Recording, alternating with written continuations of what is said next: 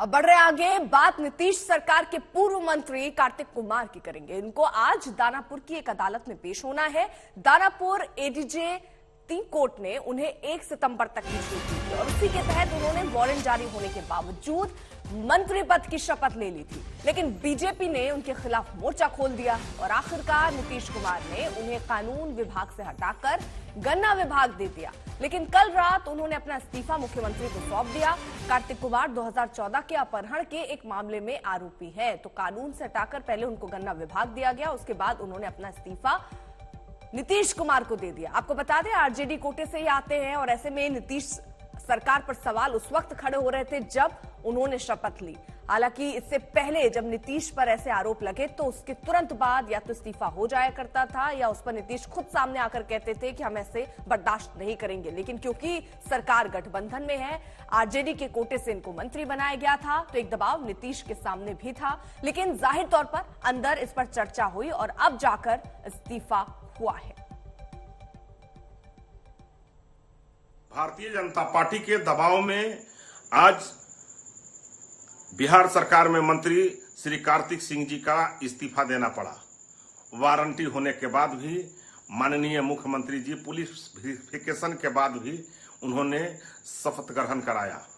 यह बहुत बड़ा दुर्भाग्य का विषय था।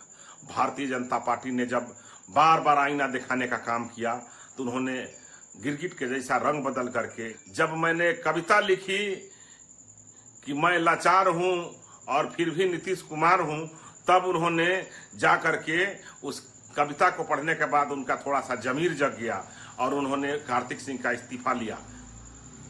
और भी जो बागी और दागी मंत्री हैं आपके, उनका भी इस्तीफा ले माननीय मुख्यमंत्री जी। इस मामले पर भारतीय जनता पार्टी को बोलने का कोई अधिकार नहीं है, क्योंकि केंद्र सरकार में जो उनके मंत्री हैं, केंद्रीय गृह राज्य मंत्री अजय मिश्र टेनी, वो चार्जशीटेड हैं और उत्तर प्रदेश में राकेश सचान, जिनको इलाहाबाद हाईकोर्ट ने कन्विक्टेड किया है, वो अभी तक मंत्री बने हुए हैं। ये भारतीय जनता पार्टी की दोहरी नीति है और ये नीति स्पष्ट करता है कि भाजपा कहती कुछ है, करती कुछ है। पूरी तरह बिहार में तो अब रबर स्टाम्प का सरकार चल रहा है। कोई सरकार नाम की चीज तो रह नहीं गई।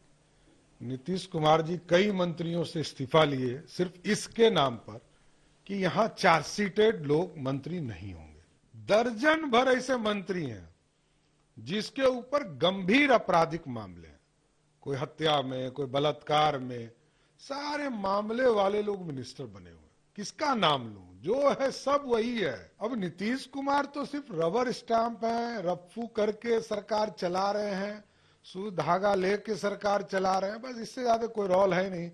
इस पर बोलना ही बेकार है कि बिहार में कोई कानून नाम की कोई चीज है। सत्ता में रहते हैं तो कानून का राज नजर आता है और सत्ता से जब हटते हैं तो राजनीतिक वियोग में अनर्गल प्रलाप शुरू करते हैं।